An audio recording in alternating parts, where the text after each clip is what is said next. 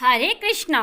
एक समय स्वर्गलोक में सबसे बड़ा कौन के प्रश्न पर 9 ग्रहों में वाद विवाद हो गया। विवाद इतना बड़ा कि परस्पर भयंकर युद्ध की स्थिति बन गई। निर्णय के लिए सभी देवता देवराज इंद्र के पास पहुँचे और बोले, हे देवराज, आपको निर्णय करना होगा कि हम में से सबसे बड़ा कौन है। देवताओं का प्रश्न सुनकर देवराज इंद्र उलझन में पड़ गए। इंद्र बोले, मैं इस प्रश्न का उत्तर देने में असमर्थ हूँ। हम सभी पृथ्वीलोक में उज्जैनी नगरी में राजा विक्रमादित्य के पास चलते हैं। देवराज इंद्र सहित सभी देवता उज्जैनी नगरी पहुँचे। महल में पहुंचकर जब देवताओं ने उनसे अपना प्रश्न पूछा तो राजा विक्रमादित्य भी कुछ देर के लिए परेशान हो उठे, क्योंकि सभी देवता अपनी अपनी शक्तियों के कारण महान थे। किसी को भी छोटा या बड़ा कह देने से उनके क्रोध के प्रकोप से भयंकर हानि पहुंच सकती थी। अचानक राजा विक्रमादित्य को एक उपाय सूझा और उन्होंने विभिन्न धातुओं स्वर्ण, रजत, कांसा, ताम्र, सीसा, रांगा, जस्ता, अब्रक व लोहे के 9 आसन बनवाए। धातुओं के गुणों के अनुसार सभी आसनों को एक दूसरे के पीछे रखवाकर उन्हें देवताओं को अपने अपने सिंहासन पर बैठने को कहा। देवताओं के बैठने के बाद राजा विक्रमादित्य ने कहा, आपका निर्णय तो स्वयं हो गया। जो सबसे पहले सिंहासन पर विराजमान है वही सबसे बड़ा है। राजा विक्रमादित्य के निर्णय को सुनकर शनि देवता ने सबसे पीछे आसन पर बैठने के कारण अपने को छोटा जानकर क्रोधित होकर कहा, राजा विक्रमादित्य, तुमने मुझे सबसे पीछे बैठाकर मेरा अपमान किया। तुम मेरी शक्तियों से परिचित नहीं हो। मैं तुम्हारा सर्वनाश कर दूंगा। शनि ने कहा, सूर्य एक राशि पर 1 महीने, चंद्रमा 2.25 दिन, मंगल 1.5 महीने, बुध और शुक्र 1 महीने, बृहस्पति 13 महीने रहते हैं, लेकिन मैं किसी राशि पर 7.5 वर्ष तक रहता हूँ। बड़े बड़े देवताओं को मैंने अपने प्रकोप से पीड़ित किया है। राम को 7.5 के कारण ही वन में जाकर रहना पड़ा और रावण को 7.5 के कारण ही युद्ध में मृत्यु का शिकार बनना पड़ा। राजा, अब तू भी मेरे प्रकोप से नहीं बच सकेगा। इसके बाद अन्य ग्रहों के देवता तो प्रसन्नता के साथ चले गए, परंतु शनिदेव बड़े क्रोध के साथ वहां से विदा हुए।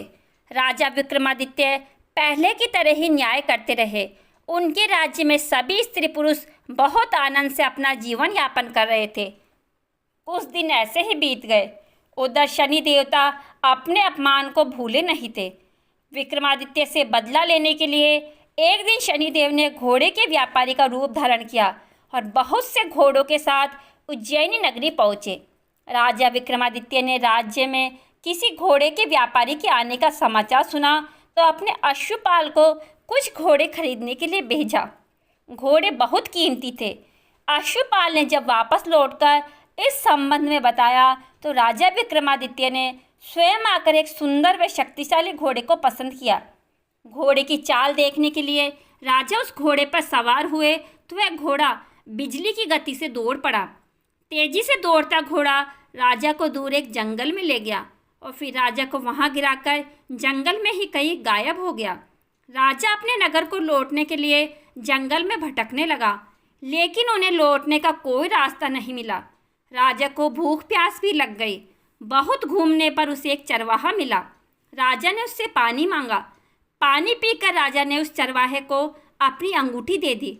फिर उससे रास्ता पूछकर वह जंगल से निकलकर पास के नगर में पहुंचा। राजा ने एक सेठ की दुकान पर बैठकर कुछ देर आराम किया। उस सेठ ने राजा से बातचीत की तो राजा ने उसे बताया कि मैं उज्जैनी नगरी से आया हूँ। राजा के कुछ देर दुकान पर बैठने पर सेठ जी की बहुत बिक्री हुई। सेठ ने राजा को बहुत भाग्यवान समझा और खुश होकर उसे अपने घर भोजन के लिए ले गया। सेठ के घर में सोने का एक हार खूंटी पर लटका हुआ था। राजा को उस कमरे में छोड़कर सेठ कुछ देर के लिए बाहर गया। तभी एक आश्चर्यजनक घटना घटी। राजा के देखते देखते सोने के उस हार को खूंटी निगल गई। सेठ ने कमरे में लौटकर हार को गायब देखा तो चोरी का संदेह राजा पर ही किया, क्योंकि उस कमरे में राजा ही अकेला बैठा था। सेठ ने अपने नौकरों से कहा कि इस परदेसी को रस्सियों से बांधकर नगर के राजा के पास ले चलो। राजा ने विक्रमादित्य से हार के बारे में पूछा तो उसने बताया कि उसके देखते ही देखते खूंटी ने हार को निगल लिया था।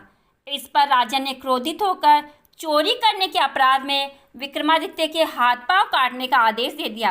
राजा विक्रमादित्य के हाथ पांव काटकर उसे नगर की सड़क पर छोड़ दिया गया। कुछ दिन बाद एक तेली उसे उठाकर अपने घर ले गया और उसे अपने कोल्हू पर बैठा दिया। राजा आवाज़ देकर बैलों को हाँकता रहा।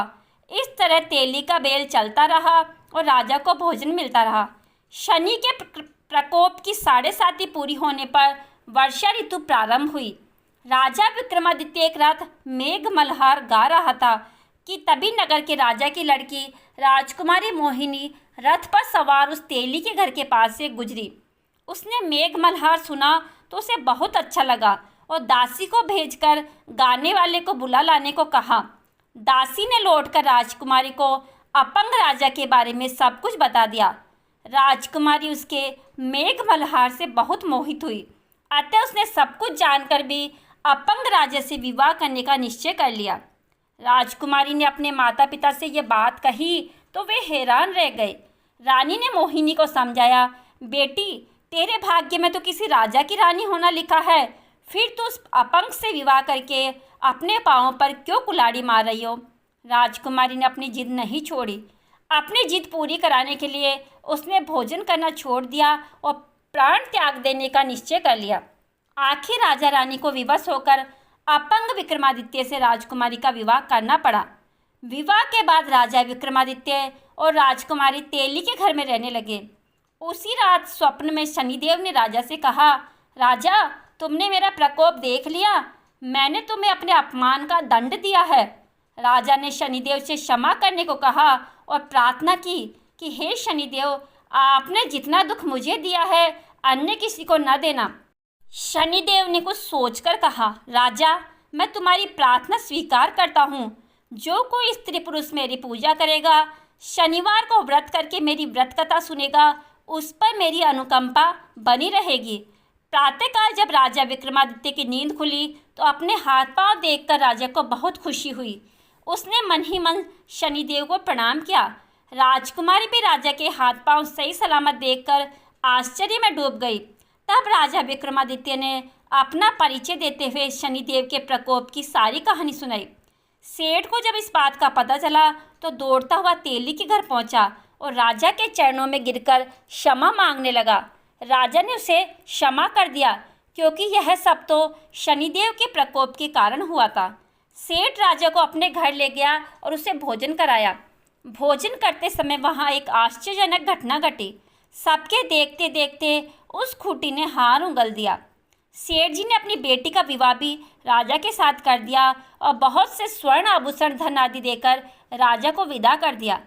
राजा विक्रमादित्य राजकुमारी मोहिनी और सेठ की बेटी के साथ उज्जैनी नगरी पहुँचे तो नगरवासियों ने बड़े हर्ष से उनका स्वागत किया। अगले दिन राजा विक्रमादित्य ने पूरे राज्य में घोषणा कराई कि शनिदेव सब देवों में सर्वश्रेष्ठ है। प्रत्येक स्त्री पुरुष शनिवार को उनका व्रत करे और व्रत कथा अवश्य सुने। राजा विक्रमादित्य की घोषणा से शनिदेव बहुत प्रसन्न हुए। शनिवार का व्रत करने और व्रत कथा सुनने के कारण सभी लोगों की मनोकामनाएं शनिदेव की अनुकंपा से पूरी होने लगी और सभी लोग आनंद पूर्वक रहने लगे। आपको आज की कहानी कैसी लगी? अगर कहानी पसंद आई हो तो कमेंट बॉक्स में जय शनिदेव अवश्य लिखिए।